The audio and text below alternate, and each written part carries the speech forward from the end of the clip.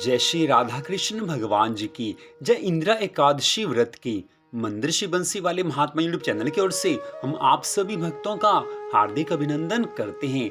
आज हम आपको सुनाने जा रहे हैं आश्विन मास के कृष्ण पक्ष की इंदिरा एकादशी के व्रत की कथा, उसकी विधि, महात्म्य और साथ में शुभ मुहूर्त हम आपको बताएंगे। और इंदिरा एकादशी के व्रत की पारणा का शुभ मुहूर्त भी हम आपको अवश्य यहाँ पर बताएंगे। पितृपक्ष अर्थात श्राद्ध के दिनों में आने के कारण इंदिरा एकादशी का महत्व बहुत अधिक बढ़ जाता है, क्योंकि इस एकादशी के बारे में हमारे हिंदू धर्म ग्रंथों में बताया गया है कि इंदिरा एकादशी का व्रत रखने से पितरों की सद्गति हो जाती है। इसलिए इंदिरा एकादशी का व्रत अवश्य रखना चाहिए। तो इस वर्ष आश्विन मास के कृष्ण पक्ष की इंदिरा एकादशी का व्रत 2 अक्टूबर दिन शनिवार को है। वैसे तो एकादशी तिथि एक दिन पहले अर्थात 1 अक्टूबर दिन शुक्रवार को रात्रि 11:03 से आरंभ हो जाएगी और अगले दिन शनिवार 2 अक्टूबर को एकादशी तिथि रात्रि 11:10 तक रहेगी। इसलिए जो इंदिरा एकादशी का व्रत है वो 2 अक्टूबर दिन शनिवार को है। 2 अक्टूबर दिन शनिवार को इंदिरा एकादशी का व्रत रखा जाएगा। तो अब हम आपको यहाँ पर बता रहे हैं कि इंदिरा एकादशी के व्रत की पारणा का शुभ मुहूर्त कौन सा है। तो व्रत की पारणा का शुभ मुहूर्त 3 अक्टूबर 2021 दिन रविवार सुबह 6:15 से लेकर सुबह 8:37 तक रहेगा। इस समय के बीच में व्रत की पारणा कर सकते हैं। अगर पूरी विधि से व्रत रखना हो तो इसी समय के बीच में व्रत की पारणा करनी चाहिए। यह बात अवश्य ध्यान में रखें कि इंदिरा एकादशी का व्रत रखने से पितरों की सद्गति हो जाती है। इसलिए इस व्रत को पूरी श्रद्धा भावना के साथ अवश्य रखना चाहिए। इंदिरा एकादशी के व्रत से भगवान की कृपा तो मिलती ही है, देवी देवताओं की कृपा भी अवश्य मिलती है और साथ में पितरों का आशीर्वाद मिलता है, जिसके कारण मनुष्य के जीवन में सुख संपत्ति आनंद आ जाते हैं। उसके जीवन में किसी चीज की कमी नहीं रहने पाती। तो अब हम आपको इंदिरा एकादशी के व्रत की विधि बताने जा रहे हैं। जैसा कि आप सभी पहले एकादशी का व्रत रखते होंगे, ठीक वैसे ही प्रत्येक एकादशी के व्रत की तरह इंदिरा एकादशी के व्रत के नियम भी दशमी तिथि से आरंभ होकर द्वादशी तिथि को समाप्त होते हैं। जिन भक्तों ने इंदिरा एकादशी का व्रत रखना हो उनको ये चाहिए कि दशमी तिथि को सायंकाल तक भोजन कर लें। दशमी तिथि को सायंकाल के बाद भोजन नहीं किया जाता। मान लीजिए दशमी तिथि को सायंकाल के बाद भूख लगे तो आप दूध पी सकते हैं, फल खा सकते हैं, लेकिन रात्रि में भोजन नहीं किया जा सकता। अगर विधि से व्रत रखना है तो इस नियम का तो पालन करना ही पड़ेगा। और इसके पश्चात अगले दिन अर्थात इंदिरा एकादशी के व्रत के दिन सुबह जल्दी उठें।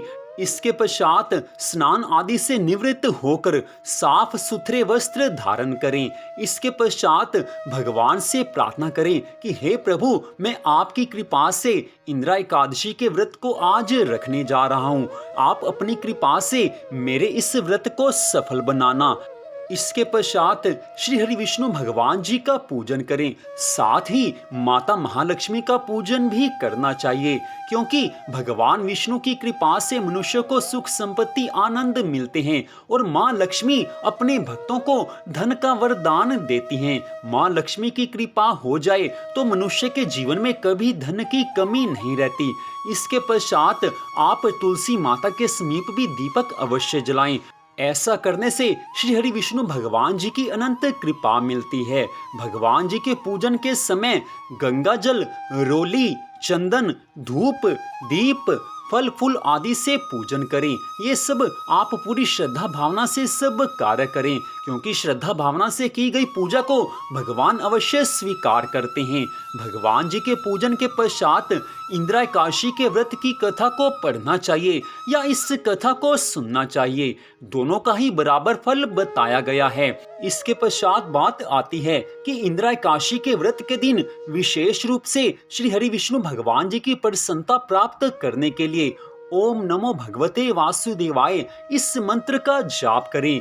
जितना अधिक हो सके इस मंत्र को मन ही मन जाप करते रहें या मुंह से बोलकर जाप किया जा सकता है। सारा दिन भगवान को याद रखें और रात्रि काल में आप भगवान की प्रसन्नता के लिए रात्रि जागरण करें। अगर आपका शरीर स्वस्थ है तो रात्रि के 12 बजे तक तो जागरण अवश्य करना चाहिए। उस जागरण के समय में भगवान के नाम का जाप और संकीर्तन किया जा सकता है। लेकिन अगर आपका शरीर स्वस्थ नहीं है तो आप रात्रि जागरण ना करें। रात्रि में सोते समय आप भगवान के मंगलमय नामों का स्मरण करते हुए सो जाएं। इससे भी भगवान की कृपा मिलती है। इंदिरा एकादशी के व्रत के दिन आप दूध और फल ले सकते हैं, लेकिन अगर आप चाहें तो एकादशी के व्रत वाला भोजन एक समय कर सकते हैं। लेकिन व्रत वाला भोजन केवल एक समय करने का विधान है, बाकी समय आप दूध और फल ले सकते हैं। तो अब हम आपको सुनाने जा रहे हैं आश्विन मास के कृष्ण पक्ष की इंदिरा एकादशी के व्रत की कथा, कि जिस कथा को सुनने मात्र से भगवान की अनंत कृपा मिलती है। तो आश्विन मास के कृष्ण पक्ष की इंदिरा एकादशी के व्रत की कथा इस प्रकार है। युधिष्ठिर जी महाराज भगवान श्री कृष्ण जी से कहने लगे हैं, हे मधुसूदन, कृपा करके मुझे ये बताइए कि आश्विन मास के कृष्ण पक्ष में कौन सी एकादशी होती है। भगवान श्री कृष्ण जी कहने लगे हैं, हे राजन, आश्विन मास के कृष्ण पक्ष में इंदिरा नाम की एकादशी होती है। उसके व्रत के प्रभाव से बड़े बड़े पापों का नाश हो जाता है। नीच योनि में पड़े हुए पितरों को भी यह एकादशी सदगति देने वाली है। हे राजन, पूर्व काल की बात है, सतयुग में इंद्रसेन नाम से विख्यात राजकुमार थे, जो अब महिष्मतीपुरी के राजा होकर धर्म पूर्वक प्रजा का पालन करते थे। उनका यश सब ओर फैल चुका था। राजा इंद्रसेन भगवान श्री हरि विष्णु जी की भक्ति में तत्पर होकर गोविंद भगवान जी के मोक्षदायक नामों का जप करते हुए समय व्यतीत करते थे और विधि पूर्वक अध्यात्म तत्व के चिंतन में सदा संलग्न रहते थे। एक दिन राजा राजसभा में सुखपूर्वक बैठे हुए थे। इतने ही में देवऋषि नारद जी आकाश से उतरकर वहां आ पहुंचे। उन्हें आया देख राजा हाथ जोड़कर खड़े हो गए और विधि पूर्वक पूजन करके उन्हें आसन पर बैठाया है। इसके बाद वे इस प्रकार कहने लगे, हे मुनि श्रेष्ठ, आपकी कृपा से मेरी सर्वथा कुशल है। आज आपके दर्शन से मेरी संपूर्ण यज्ञ क्रियाएं सफल हो गई। हे देवऋषि, अपने आगमन का कारण बताकर मुझ पर कृपा करें।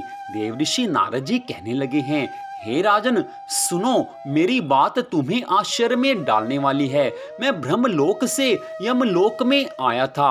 वहां एक श्रेष्ठ आसन पर बैठा और यमराज ने मेरी भक्ति पूर्वक पूजा की। उस समय यमराज की सभा में मैंने तुम्हारे पिता को भी देखा था। वे व्रत भंग के दोष से वहां आए थे। हे राजन, उन्होंने तुमसे कहने के लिए एक संदेश दिया है, उससे सुनो।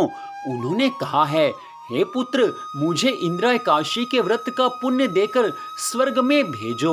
उनका यह संदेश लेकर मैं तुम्हारे पास आया हूँ। हे राजन, अपने पिता को स्वर्ग लोक की प्राप्ति कराने के लिए इंदिरा एकादशी का व्रत करो। राजा ने पूछा, हे भगवान, कृपा करके इंदिरा एकादशी के व्रत को बताइए। किस पक्ष में, किस तिथि को और किस विधि से उसका व्रत करना चाहिए। देवऋषि नारद जी कहने लगे हैं, हे राजन, सुनो, मैं तुम्हें इस व्रत की शुभ कारक विधि बतलाता हूँ। आश्विन मास के कृष्ण पक्ष में दशमी के उत्तम दिन को श्रद्धायुक्त चित्त से प्रातःकाल स्नान करे। फिर मध्याह्न काल में स्नान करके एकाग्र चित्त होकर एक समय भोजन करे तथा रात्रि में भूमि पर सोए। रात्रि के अंत में निर्मल प्रभात होने पर एकादशी के दिन दातुन करके मुंह धोए। इसके बाद भक्ति भाव से निम्नांकित मंत्र पढ़ते हुए उपवास का नियम ग्रहण करे। हे कमल नयन भगवान नारायण, आज मैं सब भोगों से अलग होकर निराहार रहकर कल भोजन करूंगा। हे अच्युत, आप मुझे शरण दें। इस प्रकार नियम करके मध्याह्न काल में पितरों की प्रसन्नता के लिए शालिग्राम शिला के सम्मुख विधि पूर्वक श्राद्ध करें तथा दक्षिणा से ब्राह्मणों का सत्कार करके उन्हें भोजन करावें।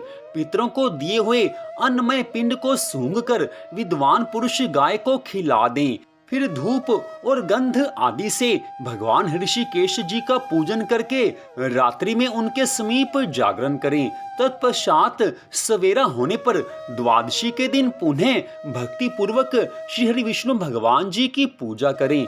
उसके बाद ब्राह्मणों को भोजन कराकर भाई बंधु नाती और पुत्र आदि के साथ स्वयं मौन होकर भोजन करें। हे राजन, इस विधि से आलस्य रहित होकर तुम इंद्र एकादशी के व्रत को करो। इससे तुम्हारे पितर भगवान विष्णु के वैकुंठ धाम में चले जाएंगे। इतनी कथा सुनाकर भगवान श्री कृष्ण जी युधिष्ठिर जी महाराज से कहने लगे हैं कि हे राजन, राजा इंद्रसेन से ऐसा कहकर देवऋषि नारद जी अंतर ध्यान हो गए। राजा ने उनकी बताई हुई विधि से अंतःपुर की रानियों, पुत्रों और भृत्यों सहित उस उत्तम व्रत का अनुष्ठान किया। हे कुंती नंदन, व्रत पूर्ण होने पर आकाश से फूलों की वर्षा होने लगी। इंद्रसेन के पिता गरुड़ पर आरूढ़ होकर भगवान श्री विष्णु जी के श्री विष्णु धाम को चले गए और राजऋषि इंद्रसेन भी अकंटक राज्य का उपभोग करके अपने पुत्र को राज्य पर बिठाकर स्वयं स्वर्गलोक को चले गए।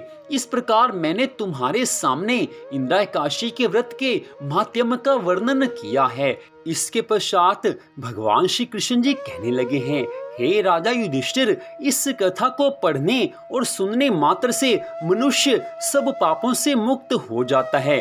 मनुष्य की सभी मनोकामनाएं पूरी हो जाती हैं। तो इस प्रकार मंदिर बंसी वाले महात्मा यूट्यूब चैनल की ओर से इंद्र एकादशी के व्रत की कथा को आपने सुना, तो कृपया इंद्र एकादशी के व्रत को अवश्य रखिए, क्योंकि इस व्रत को रखने मात्र से पितरों की सद्गति हो जाती है। पितर प्रसन्न होते हैं और हम सबको आशीर्वाद देते हैं और पितरों के आशीर्वाद से हमारे जीवन में सुख संपत्ति आनंद आते हैं। हमारा मन धर्म कार्यों में लगता है। तो इस व्रत को आप अवश्य ही करिए। तो इस कथा को सुनने के लिए आप सबका हार्दिक धन्यवाद। कृपया हमारे चैनल को सब्सक्राइब कर लीजिए ताकि आगे आने वाली सभी वीडियो को आप देख सकें। भगवान श्री राधा कृष्ण जी की अनंत कृपा सदा आप सब पर, आपके परिवार पर बनी रहे। इसी मंगल कामना के साथ जय श्री राधा कृष्ण भगवान जी की जय। इंद्र एकादशी व्रत की जय। जय श्री राधे, जय जय श्री राधे, जय जय श्री राधे श्याम।